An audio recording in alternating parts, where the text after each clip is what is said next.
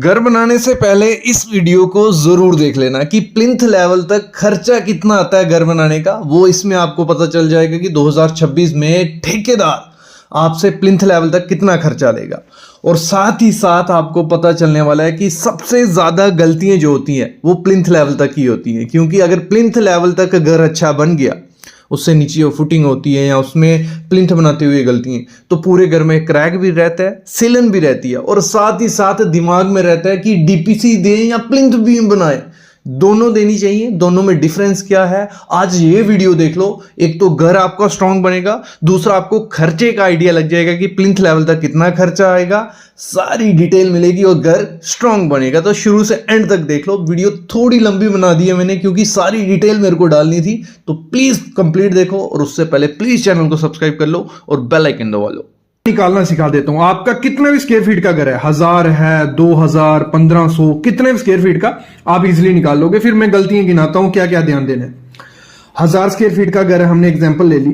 अगर आप मटेरियल भी कॉन्ट्रैक्टर को दे देते हो कि मटेरियल भी तेरा, लेबर भी तेरी, दोनों खर्चे उसके रहेंगे, तो कितना खर्चा आ जाता है। इस समय जो रेट चल रहा है वो है 325 रुपए पर स्क्वायर फीट।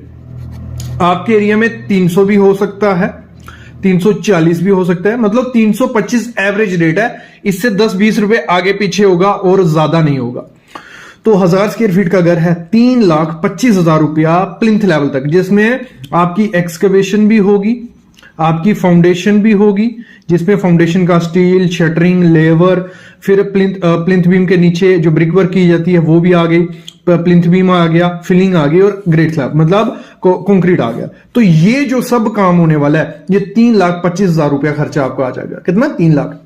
फिर सिर्फ अगर आप लेबर से करवाते हो कि हमें मटेरियल हम खुद लाके देंगे आपको, लेबर आपकी रहेगी, तो उसका रेट चल रहा है 75 रुपए, 75, 80, 85 ये चल रहा है। तो 1000 स्क्वायर फीट का घर है तो 75,000 रुपया लेबर का खर्चा आ जाएगा प्लिंथ बीम तक घर बनाने का। फिर हम बात करते हैं इस समय अगर पूरा घर आपको दे देने कॉन्ट्रैक्टर को कि मटेरियल भी तेरा और लेबर भी तेरी, तो 1600 रुपया पर स्क्वायर फीट इस समय रेट चल रहा है। 1000 स्क्वायर फीट का घर होगा तो कुछ 16 लाख रुपया आपका लगने वाला है पूरा घर बनाने का, और उसमें 20% खर्चा आपका रहता है किसका? प्लिंथ बीम तक कंस्ट्रक्शन का। समझ गए? Footing, foundation, plinth beam, brickwork नीचे का, फिलिंग, एक्सकवेशन, ये सब चीजें 3,20,000 रुपया, लेकिन अच्छी क्वालिटी का। ये 15% भी हो सकता है, लेकिन उसमें एक्सकवेशन के खड्डे भी कम किए जाएंगे, फिर फिलिंग की मिट्टी भी वही डाल दी जाएगी। तो अच्छे से अगर काम करना है तो 20% लग जाता है, मतलब आपको लमसम पकड़ के चलने हैं 325 रुपया पर स्क्वायर फीट के हिसाब से आपको खर्चा पड़ जाएगा अगर आपको प्लिंथ बीम लेवल तक आपको घर बनाना है। अभी प्लिंथ बीम करवाते समय जो मिस्टेक की जाती है, जो गलतियां कॉन्ट्रैक्टर कर देता है और बाद में आपको वो भुगतनी पड़ती हैं, क्योंकि प्लिंथ जब नीचे बैठ जाता है ऊपर क्रैक आ जाते हैं, तो वो गलतियां नहीं करनी है। वो मैं समझाता हूं, 20 गलतियां हैं, 20 चीजें ध्यान रखनी है, वो देख लीजिए। कॉलम से ज्यादा वर्क होता है प्लिंथ बीम का। आपके पूरे घर को पकड़ के रखना, आपके पूरे घर को उठा के रखना कोई बड़ा काम, छोटा काम नहीं है। तो प्लिंथ बीम डिजाइन करवा लेना है, 9 बाई 9 इंच का रखना है उसका, ठीक है। और उसमें जो कम से कम सरिया डालना है 12 mm का, उससे कम का सरिया नहीं डालना है। कुछ लोग 10 का भी डाल देते हैं, 12 mm का सरिया डालना है। मतलब नीचे में आपका 16 mm का सरिया रहना चाहिए बीम के, और ऊपर में आप 12 mm का सरिया रखो। नीचे 3 नग डाल दो 16 के, 2 नग ऊपर 12 के डाल दो। तो ये पहली शर्त होती है। हुक होती है, रिंग जो स्टीरअप होती है, मैं स्टीरअप किसको बोल रहा हूं, ये रिंग सामने आप देख रहे हो, ये रिंग की हुक बनानी है। हुक नहीं बनाते हैं, सिंपल सीधा बना देते हैं। उससे क्या होता है, उससे वो जल्दी कॉन्ट्रैक्टर का काम जल्दी हो जाता है, लेकिन जब लोड आता है तो वो बीम खुल जाता है कंक्रीट के अंदर ही जब ज्यादा लोड आएगा। तो आपको प्रॉपर से हुक देनी है, आगे पीछे हुक लगा के सेट से करना है। अगली चीज, जब भी कंक्रीट करना है प्लिंथ बीम का तो M20 ग्रेड से कम नहीं करना है, मतलब 1:1.3 रेशो ये डालनी है। मैं कहूंगा M25 भी यूज करो, लेकिन M20 भी करते हो चलेगा, लेकिन उससे कम का ग्रेड कभी भी यूज मत करना, ये चीज याद रखना। नीचे प्लिंथ बीम के नीचे ब्रिक वर्क या प्लम कंक्रीट करना चाहिए, हाँ करना चाहिए। एक तो आपको हाइट बढ़ानी होती है, क्योंकि आपका जो रोड रहता है, जहां जो गली है वहां से 4 फुट तो आपका प्लिंथ बीम हाइट पे होना ही होना चाहिए, ठीक है। 4 फीट कैसे होगा, फिर तो उसके नीचे आपको इतना बड़ा प्लिंथ बीम तो दे नहीं सकते। नीचे जहां प्लम कंक्रीट करते हैं, प्लम कंक्रीट क्या हो गया, पत्थर और कंक्रीट को मिक्स करके किया जाता है, जैसे सामने प्रोसेस देख रहे हो इस तरीके से किया जाता है। मतलब 60% कंक्रीट रहता है, 40% पत्थर रहता है, ये भी तरीका ठीक है, इस तरीके से भी आप हाइट बढ़ा सकते हो। दूसरा नीचे की जाती है ब्रिक वर्क, ईंट का काम, तो ब्रिक वर्क भी कर सकते हो। तो दोनों तरीके सही हैं, कोई उसमें कुछ काफी वीडियोस देखी होंगी कि करना चाहिए नहीं करना चाहिए, करो, उससे हाइट बढ़ेगी, लेकिन प्रॉपर तरीके से करना है। जब एक बार कर लिया, तराई बराई करनी है, ब्रिक वर्क होगी तो उसकी तराई करना, नहीं तो उसकी स्ट्रेंथ नहीं बनेगी। थोड़े 20-30 सालों बाद मिट्टी बन जाएगी नीचे, तो तराई कर लेना, क्यूरिंग कर लेना, वो करेंगे। फिर भी उसके ऊपर प्लिंथ बीम हमें देना होता है, ठीक है। ये चीज भी आपको ध्यान रखनी है। और साथ ही साथ जब हम प्लिंथ बीम कास्ट कर रहे होते हैं, कवर बहुत इंपॉर्टेंट चीज है। अगर मिट्टी में कवर नहीं दिए ना, तो आपका जो प्लिंथ बीम है उसकी कवर बन जाएगी। समझ रहे हो प्लिंथ कवर क्या हो गया? कवर हो गया छोटा सा, सामने आप पीस देख रहे हो, इसको क्या करना है, आपको बीम के दोनों तरफ 40-40 mm रखना है, ठीक है। कितना? 40 mm से कम मत रखो, क्योंकि जितना सरिया कंक्रीट के अंदर रहेगा उतना सुरक्षित रहेगा, सेफ रहेगा। अगर जितना बाहर रहेगा, पानी लगेगा और वो खराब हो जाएगा, और आपका बीम मतलब सरिया सर गया तो कितना देर तक बीम उठा पाएगा बाहर घर का, तो वो वहां टूट जाता है। तो आपको कवर ब्लॉक प्रोवाइड करना ही करना है। और साथ ही साथ जो आपको सरिया स्टील यूज करना है प्लिंथ बीम में, पूरे घर में आप कॉलम में, बीम में, स्लैब में, मैं बोलता हूं कोई भी कंपनी का यूज कर लो, लेकिन नीचे अच्छी क्वालिटी का, टाटा, सेल, विजैक, जो भी कंपनी आपको मिलती है वहां पे उसका करो। और FE 550 ग्रेड, FE 550 ग्रेड, बाकी घर में 500 ग्रेड करो, जो भी करो, लेकिन यहां 550 करो, क्योंकि यहां स्ट्रेंथ चाहिए हमें। अगर यहां स्ट्रेंथ होगी तो आपके घर में क्रैक कभी नहीं आएंगे। मोस्ट इंपॉर्टेंट चीज होती है डेवलपमेंट लेंथ। जो हमारा कॉलम और बीम जहां मिलते हैं ना, प्लिंथ बीम और कॉलम, ठीक है, मिलते हैं, वहां सरिया डाला जाता है। उसको अगर एल नहीं मारा है आपने, उसको बोलते हैं डेवलपमेंट लेंथ या एंकरेज लेंथ। वो एल अगर नहीं मारा है तो बीम का आधा स्ट्रेंथ खत्म हो गया, आधा काम उसका खत्म हो गया। तो आपको जो एल है वो प्रॉपर तरीके से मारना है कि आपका जब लोड आए तो वो बीम और कॉलम एक दूसरे को पकड़ के रखें, हिले नहीं। अध के गए, अध के एक सेफ घर कैसे बनती है, यही चीजें, बेसिक चीजें देख के कि डेवलपमेंट लेंथ प्रोवाइड कर रहे हैं, लैप अच्छे से दे रहे हैं, तो आपको डेवलपमेंट लेंथ देनी है। यहां नहीं दी गई, बहुत बड़ी गलती है। आपको अच्छे से वो डेवलपमेंट लेंथ देनी है। और जब भी प्लिंथ बीम की जो शटरिंग होगी ना, वो प्रॉपर तरीके से करनी है। ये नहीं कि मतलब ईंट लगा दी या ऐसे फट्टा खड़ा कर दिया, प्रॉपर से करनी है। उसमें से स्लरी बाहर नहीं निकलनी चाहिए। मतलब स्लरी क्या हो गया? पानी। जो जब कंक्रीट बनाते हो, मिक्स बनाते हो, उसमें थोड़ा बहुत वाटर रहता है, वो पानी अगर निकल गया उसके साथ साथ सीमेंट निकल रहा होता है, और जब वो निकल जाए तो आपके प्लिंथ बीम में मतलब हनीकॉम आएगा, मतलब खड्डे खड्डे खड्डे बन जाएंगे, उसमें पानी अंदर घुसता है, और जब प्लिंथ बीम के अंदर पानी घुस गया तो वो खराब हो सकता है। तो आपको अच्छे से शटरिंग करनी है, थोड़ा भी इधर उधर से निकलना नहीं चाहिए, और प्रॉपर वाइब्रेटर करने। वाइब्रेटर करोगे तो आपका कॉम्पैक्ट अच्छे से होगा और अच्छे से स्ट्रेंथ पकड़ेगा आपका प्लिंथ बीम, नहीं तो बाद में दिक्कत रहेगी ही रहेगी। ये चीज भी आपको ध्यान देना है। और साथ ही साथ जब प्लिंथ बीम करना है, उसकी प्लिंथ प्रोटेक्शन भी करनी है। ये कॉन्सेप्ट लोगों को नहीं पता है। प्लिंथ प्रोटेक्शन होगी, प्लिंथ के चारों तरफ 3-3 फीट बाहर की तरफ कंक्रीट करना है कि वहां से पानी अंदर नहीं घुस सके। अगर वहां से पानी घुसेगा तो आपका प्लिंथ बीम बैठने के चांसेस होते हैं। तो प्लिंथ प्रोटेक्शन देनी ही देनी है, ये चीज भी आपको ध्यान रखनी है। और प्लिंथ बीम के ऊपर डीपीसी करनी है। डीपीसी अलग चीज है, प्लिंथ बीम अलग है। लोगों को कंफ्यूजन है। डीपीसी क्या है? एक वाटरप्रूफिंग की मेम्ब्रेन डालते हैं कि हमारी ईंट प्लिंथ बीम से पानी नहीं ले। प्लिंथ बीम हमारा मिट्टी में रहता है, मोस्टली मिट्टी में रहेगा वो, तो हमें वहां से डीपीसी करनी है, वाटरप्रूफिंग करनी है।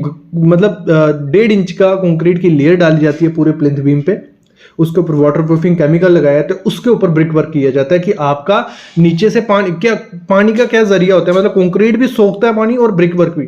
अगर नीचे से सोख के ऊपर वाली ब्रिक को देगी, आपके पूरे घर में पपड़ी बनी रहेगी। तो पपड़ी से बचना है तो डीपीसी करनी ही करनी। प्लिंथ बीम देख रहे हो, इसमें सबसे बड़ी गलती क्या है? जहां जो मिट्टी फिलिंग की गई है, मिट्टी में आप देख रहे हो बहुत बड़े बड़े पत्थर डाले हैं। ये पहली गलती है, ये कभी नहीं करनी है आपको।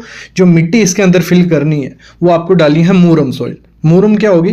मतलब ऐसी सॉइल रहती है जिसमें छोटे छोटे पार्टिकल रहते हैं, और जब उसको कंपैक्ट करते हैं हम तो आराम से बैठ जाती है। गूगल पे सर्च कर लेना मूरम कौन सी होती है, मूरम ही डालनी है। और दूसरा काम क्या करना है, एक साथ मिट्टी डाल दोगे और बीच में पत्थर भी होंगे तो वो कभी भी बैठेगी नहीं। जब बैठेगी नहीं, बाद में क्या होता है, घर बन जाता है, लोड आता है और तब बैठती है वो, तो फिर क्या होता है, हमारे घर में क्रैक्स आ जाते हैं। काफी लोगों के घर आप देखना नए नए घर बने होते हैं और नीचे सेटलमेंट क्या होगी, नीचे मिट्टी बैठ गई और क्रैक आ जाते हैं। और सबसे बड़ी गलती होती है, आपको पहले ही क्या करना है, मिट्टी को बिठा लेना है। जब उस पर लोड आएगा तो एक साथ पूरी मिट्टी बैठेगी। सेटलमेंट तब भी होती है पूरे घर में 1-1.5 इंच 2 इंच नीचे घर बैठता है जब पूरी कंस्ट्रक्शन हो जाती है, लेकिन उस जब साथ में बैठेगा तो क्रैक्स देखने को नहीं मिलते हैं। तो अगर ज़्यादा पत्थर रहेंगे, ऐसे कुछ पत्थर रहेंगे तो दिक्कत आने वाली है। दूसरा काम क्या करना है, जब भी प्लिंथ बीम देना है उसकी हाइट जो रखनी है आपको रोड लेवल से कम 2.5 फीट, मतलब जो आपका रोड बन गया होना रोड चाहिए, मतलब फिनिश जो उसमें कंक्रीट का है तो कंक्रीट डल गया हो, लुक है तो जो पेमेंट रहती है बिटुमिन रहती है वो डल गई है, तो उससे 2.5 फीट। अगर नया रोड है, कच्चा रोड है, उससे कम से कम 3 फुट रखो। 2.5 फीट रखने ही रखने। उससे होगा क्या फ्यूचर में, जब भी, क्योंकि 1 साल के लिए घर बना रहे नहीं, हम बना रहे हैं 50 से 60 साल, 100 साल के लिए भी घर लोग दिमाग में रखते हैं, मैं रहूंगा, मेरा बेटा, उसका बेटा रहेगा, तो उस हिसाब से बनाते हैं। तो फ्यूचर में क्या होगा, रोड के ऊपर लेयर डलती रहती है, तो जब रोड के ऊपर ज्यादा लेयर डलेंगी तो आपके घर में पानी आने के चांसेस हो जाते हैं। तो ये काम करना ही करना है। अगली चीज क्या करनी है, जब भी प्लिंथ की हाइट बढ़ानी है आपको, 2 ऑप्शन आपके पास हो जाते हैं। एक तो नीचे आप क्या करो, जो प्लम कंक्रीट रहता है, प्लम कंक्रीट क्या किया जाता है, नॉर्थ में यही किया जाता है, कंक्रीट और पत्थर को मिक्स करके डाला जाता है। जैसे ही वो 2.5 फीट पे पहुंचता है तो ऊपर 12 इंच का प्लिंथ बीम देना होता है, तो ऊपर सरिया डाल के प्लिंथ बीम दे दिया जाता है। ये भी ऑप्शन अच्छा है, इसमें भी कोई दिक्कत नहीं है। बस जब प्लम कंक्रीट करना है, जो पत्थर डालना है उसमें वो पक्का पत्थर होना चाहिए और 60-40 की रेशियो रखनी है, 60% कंक्रीट 40% पत्थर आपने उसमें डालना है। ये काम हो जाएगा जब, तो उसके ऊपर आपको फिर नीचे एक और ऑप्शन हो जाता है कि नीचे ब्रिक वर्क की जाती है, जुड़ाई की जाती है, तो आप वो भी कर सकते हो, कोई दिक्कत नहीं है, दोनों सेम है। मैं बोलता हूँ प्लम कंक्रीट थोड़ा सस्ता पड़ जाता है, और जो ये हम करते हैं ब्रिक वर्क करते हैं वो थोड़ी महंगी पड़ती है। तो क्वालिटी ब्रिक की अच्छी हो जाती है as compared to plum concrete, क्योंकि प्लम में सही से ध्यान नहीं देते ना कंक्रीट का ना पत्थर का। ये काम जब हमारा प्लिंथ बीम ऊंचा हो गया, सब कुछ ध्यान हमने रख लिया, जैसे ये सामने आप प्लिंथ देख रहे हो, इसके ऊपर एक लेयर बिटुमिन की डालनी है। बिटुमिन क्या डालनी है, डीपीसी करनी है, डैम प्रूफ कोर्स, जो आपने मोस्टली लोगों के घर में देखा होगा, नीचे से जहां से घर स्टार्ट होता है वहां से 3 फीट तक सीलन पपड़ी ये सब निकल रहा होता है। वो किस वजह से, नीचे से मिट्टी से ऊपर पानी चढ़ता है, उससे क्या होता है आपके जो पपड़ी है, पेंट है, पुट्टी है, वो निकलने लग पड़ती है। तो आपको इसी लेवल पे क्या करना है, डीपीसी करनी है। डीपीसी कैसे करोगे, बिटुमिन, आजकल काफ़ी केमिकल आ गए हैं, केमिकल यूज़ कर सकते हो, नहीं तो करो क्या, कंक्रीट बनाओ, उसमें वाटर प्रूफिंग केमिकल डाल लो, डॉक्टर फिक्सिड का डाल लो, एलिफेंट शील्ड रबर डाल लो, बहुत हैं, बहुत केमिकल हैं, आप सर्च करोगे हज़ारों केमिकल मिल जाएंगे, ठीक है, सब डाल सकते हो, कोई दिक्कत नहीं है। कंक्रीट बनाया, 2 से 2.5 इंच की लेयर इस प्लिंथ बीम के ऊपर डाल देनी है, और जब उसके ऊपर ब्रिक वर्क करनी है, ध्यान रखना जो आपकी मिट्टी का लेवल होना चाहिए, वो जो हमने डीपीसी डाली है उस लेवल से नीचे होना चाहिए, कम से कम 5-6 इंच। उसके ऊपर आप पत्थर डालिए, एग्रीगेट डालिए, उसके ऊपर कंक्रीट डाल दीजिए। तो मिट्टी हमेशा डीपीसी से 6 इंच नीचे रहनी चाहिए, तभी आपका क्या होगा, घर में सीलन नहीं आएगी।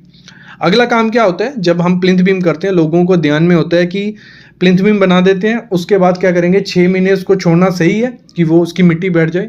देखो, अगर आपको जल्दी नहीं है काम कंस्ट्रक्शन की तो कोई दिक्कत नहीं है, प्लिंथ बीम किया, मिट्टी डाली, छोड़ दो, 1 सीजन बारिश पड़ेगी, जो सेटलमेंट होनी होगी वो नेचुरल तरीके से हो जाएगी। और ये कंपलसरी नहीं है कि आपको प्लिंथ बीम बना के छोड़ना होता है, क्योंकि सबके पास इतना टाइम नहीं है कि वो छोड़ देंगे फिर बाद में कंस्ट्रक्शन करेंगे। तो प्रोसेस दोनों सही है। अगर आप प्लिंथ बीम डाल रहे हो, साथ में मिट्टी डाल के, बस मिट्टी जब डालनी है 3-3 मतलब 1-1 फुट डालनी है, 300 mm डालनी है, उसको कॉम्पैक्ट कर लो, फिर डालो, फिर कॉम्पैक्ट कर लो, आपकी मिट्टी अपने आप बैठ जाएगी। और उसके बाद क्या करो, फ्लडिंग करो, पानी डालो उसके ऊपर। पानी जब डालोगे, पानी अपने आप रास्ता बना लेगा, जहाँ गैप होंगे वहाँ पानी घुस जाएगा, आपकी मिट्टी अपने आप बैठ जाएगी। तो आपको 6 महीने या 1 सीज़न छोड़ने की ज़रूरत नहीं होती है। काफ़ियों के दिमाग में भर दिया जाता है, कोई ठेकेदार करता क्या है, 2 जगह काम लिए होते हैं, उसको होता है कि दूसरा काम निपटा लेते हैं, तो इनको बोल देंगे कि 5 से 6 महीने रखना पड़ता है, रख दो इसको, उसके बाद आपके घर में क्रैक्स नहीं आएंगे। ऐसा कुछ नहीं होता है। उसमें एक ही दिक्कत है, जैसे आप छोड़ दोगे, ठीक है, जो सरिया हमने जैसे कॉलम का सरिया निकला हुआ है, कॉलम के सरिये में क्या होगा, जंग लग जाएगा, रस्ट लगने लग पड़ेगी, और फिर बाद में जब कंक्रीट किया जाता है उस रस्ट को कोई साफ़ नहीं करता, डायरेक्ट ठेकेदार क्या करता है, फर्मा लगाया, शटरिंग की, कंक्रीट डाल दिया, और कंक्रीट और शटरिंग की बॉन्ड तब नहीं बनती है। जब बॉन्ड नहीं बनेगी आपका कॉलम कमज़ोर हो जाएगा। कभी भी आपको 6 महीने 5 महीने इसको ऐसे छोड़ना है तो इपॉक्सी कोटिंग करवा लो, पेंट आता है इपॉक्सी का, वो पेंट मरवा लो, उसके बाद आप 6 महीने छोड़ दो, आपका सरिया ख़राब नहीं होगा। तो ऐसे छोड़ोगे रस्ट रहेगी और फिर कंक्रीट और उसकी बॉन्ड नहीं बनती है, दिक्कत आ जाती है। तो ये चीज़ भी आपको ध्यान रखनी पड़ेगी। दूसरा, इसी लेवल पे क्या करना है, प्लिंथ बीम जब करना है तो इस पर ध्यान रखना कि आपको मतलब ATT होता है, एंटी टर्माइट ट्रीटमेंट रहता है, जिसमें क्या होता है, दीमक वगैरह मिट्टी हमारी अंदर से खा लेंगे और आपके घर के बैठने की चांसेस बढ़ जाते हैं। ये 1-2 साल की बात नहीं होती है, 10 साल 15 साल 20 साल उनके पास पड़े हैं, धीरे धीरे खाते रहेंगे। छोटा सा पॉकेट बड़ा खड्डा बना देते हैं नीचे, और मोस्टली घर लोगों के बैठते हैं। तो एटीटी कर लो, जैसे आपका प्लिंथ बीम हो जाता है, मिट्टी डल गई, उसके ऊपर एटीटी कर लो। प्रोसेस इस पे वीडियो बनाई है, एटीटी कैसे करना है। केमिकल मिलता है ऑनलाइन, केमिकल लाओ, 1 लीटर केमिकल डाला, 19 लीटर पानी उसमें डालना है, ठीक है। वो रेशो बना के पूरे घर में मार देना है, सुराख करके भी डाल दो, स्प्रे कर दो। तो उससे क्या होगा, दीमक जो होगा आपके घर के पास नहीं आएगा, दीमक नहीं आएंगे, कीड़े मकोड़े नहीं आएंगे, तो फ्यूचर में भी सेफ रहेगा आपका घर, और नीचे बैठने के चांसेस बहुत ज़्यादा कम हो जाते हैं। तो ये कर लेना है। देखो, प्लिंथ तक हमें घर अगर बनाना हो, मतलब 70 से 80 रुपये पर स्क्वायर फीट रेट चल रहा है इसमें। अगर 1000 स्क्वायर फीट होता है जो हमारी खर्चा हमें आ जाएगा, तो आप अंदाज़ा लगा लो कितना खर्चा आने वाला है। ये लेबर की मैं बात कर रहा हूँ। टोटल अगर मटेरियल के साथ आपको देना है तो 350 रुपये पर स्क्वायर फीट पकड़ के चलिए, 3 से 3.5 लाख रुपया आ जाता है प्लिंथ लेवल तक। 1000 स्क्वायर फीट की बात कर रहा हूँ। अगर लेबर पे दोगे 70,000 रुपया लेबर का खर्चा आ जाएगा। अगर विद मटेरियल देना है जिसमें लेबर भी और मटेरियल भी लग जाएगा, तो 3 से 3.5 लाख रुपए में आपका प्लिंथ लेवल तक आपका 1000 स्क्वायर फीट का घर रेडी हो जाता है। उसके बाद आप जो अगली कंस्ट्रक्शन है उसको अलग ठेकेदार को दे सकते हो। और प्लिंथ बहुत इंपॉर्टेंट चीज़ है। ऐसे मत लेना कि सिर्फ हाइट बढ़ाने के लिए ले रहे हैं। पूरे घर का वेट जो है वो जो मिट्टी पे डिस्ट्रीब्यूट करता है, फैलाता है, वो प्लिंथ बीम करता है। तो जो उसके सरिये होने चाहिए वो प्रॉपर से होने चाहिए। मैं तो बोलूँगा मिनिमम जो 1 स्टोरी का घर भी अगर आप बना रहे हो तो आपको करना क्या है, नीचे 3 16 के सरिये डालो, ऊपर 2 16 के सरिये डालो, क्योंकि फ्यूचर में आप 3 स्टोरी भी जा सकते हो। अगर आपने सोचा 1 ही स्टोरी बनाना है, फिर भी आपको क्या करना है, नीचे 3 12 के डालने हैं, ऊपर 2 12 के डालने हैं, और फिर 2 स्टोरी जाना। अगर 3 4 जाना है तो नीचे 3, ऊपर 3 16 के। ये आपको ध्यान रखना पड़ेगा। मतलब बाकी तो प्रॉपर आपको स्ट्रक्चरल इंजीनियर से डिज़ाइन लेना है। मैं बोलूँगा घर की कंस्ट्रक्शन इंडिया में करवानी है तो आपको एक तो आर्किटेक्ट हायर करना है, वो आपका 2D प्लान बना देगा। उसी के पास स्ट्रक्चरल इंजीनियर की फॉर्म भी ऐड होती है, उसके पास होता है स्ट्रक्चरल इंजीनियर कंसल्टेंट, वो आपके लिए स्टील की डिटेल भी बना देगा। तो लगभग आपको टोटल खर्चा कोई 20 से 25 हज़ार रुपया आ जाता है, कम से कम बोल। तो यहाँ गलती क्या की है, यहाँ गलती की गई है डैम प्रूफ कोड, DPC जिसे हम बोलते हैं, वो प्रोवाइड नहीं की गई। हमने आप देख रहे हो प्लिंथ बीम हो चुका है, ठीक है, उसके ऊपर ब्रिक का एक लेयर डाल दिया गया है, और उसके नीचे मैं देख रहा हूं DPC अभी तक नहीं हुई है। तो मतलब सीधा होता है कि प्लिंथ बीम के ऊपर हमें DPC करनी ही करनी है, और उसके बाद हमें जो ब्रिक वर्क रहता है वो करना होता है। पहले तो काफी लोगों के दिमाग में क्वेश्चन रहता है कि हमने जब प्लिंथ बीम प्रोवाइड कर दिया तो DPC की हमें जरूरत नहीं है। सिर्फ अगर हम बात करें DPC को, समझो DPC क्या है, एक लेयर है। मतलब 50 mm की हम कंक्रीट की लेयर डालते हैं, जिससे क्या होता है, नीचे से जो हमारा मॉइस्चर होगा या पानी होगा वो ऊपर सीपेज नहीं होगा। होता क्या है, कैपिलरी एक्शन होता है, पानी नीचे से सीधा ब्रिक क्या करती है, पानी को सोखती है, चूसती है। तो अगर आपने कोई जरिया उसका बंद नहीं किया सकिंग का, तो होगा क्या, वो ब्रिक पानी चूसेगी और आपकी घर में सीलन दिखेगी, डैम्पनेस दिखेगी। मोस्टली घरों में मैंने देखा है क्या होता है, 3 फीट तक या 1 फीट 1.5 फीट या 3 फीट तक डैम्पनेस देखी जाती है, सीलन देखी जाती है। मतलब 100% यही कारण होता है कि वहां DPC अच्छे से प्रोवाइड नहीं किया गया, कहीं से सीलन लग रही है। और ब्रिक बेचारी क्या करेगी, ब्रिक तो पानी लेगी, ऊपर से जो सैंड यूज की जाती है प्लास्टर के लिए, मोस्टली उसमें भी मिट्टी वगैरह काफी चीजें होती हैं, तो वो भी पानी सोखती है, वो ब्रिक को देती है, ब्रिक धीरे धीरे ऊपर बढ़ाती जाती है, तो डैम्पनेस बढ़ जाती है। अभी हम करनी कैसे है DPC, वो मैं आपको समझाता हूं। देखो, DPC करने का एक ही तरीका, अच्छा तरीका का 1:1:2 का आपको कंक्रीट बनाना है। मतलब 1 रेशो में 1, अगर हम 50 kg की बात कर रहे हैं, 50 kg बैग सीमेंट आपने डाला, 50 kg आपको सैंड डालनी है, और 100 kg आपको एग्रीगेट डालना है। उसका मिक्सचर बना लीजिए, कंक्रीट बना लीजिए, और 50 से 75 mm की लेयर डालिए। पूरे में अपने जहां जहां प्लिंथ बीम है वहां वहां लेयर डाल लीजिए एक DPC की, ठीक है। जब वो प्रोसेस हो जाता है, उसके ऊपर आपको वाटर वूफिंग कर देनी है। देखो, ये टार की तरह आता है और काफी अच्छा रिजल्ट मैंने इसका देखा है। आप भले दूसरा केमिकल यूज करिए, कोई दिक्कत नहीं है। ये है एलिफेंट शील्ड लिक्विड रबर है, तो इसको मतलब एज ए पेंट आपको यूज करना होता है। जैसे हमारा एक लेयर होता है, उसके ऊपर पेंट मार दीजिए ब्लैक कलर का, या आप टार यूज करिए। टार करोगे तो बहुत ज्यादा अच्छा है।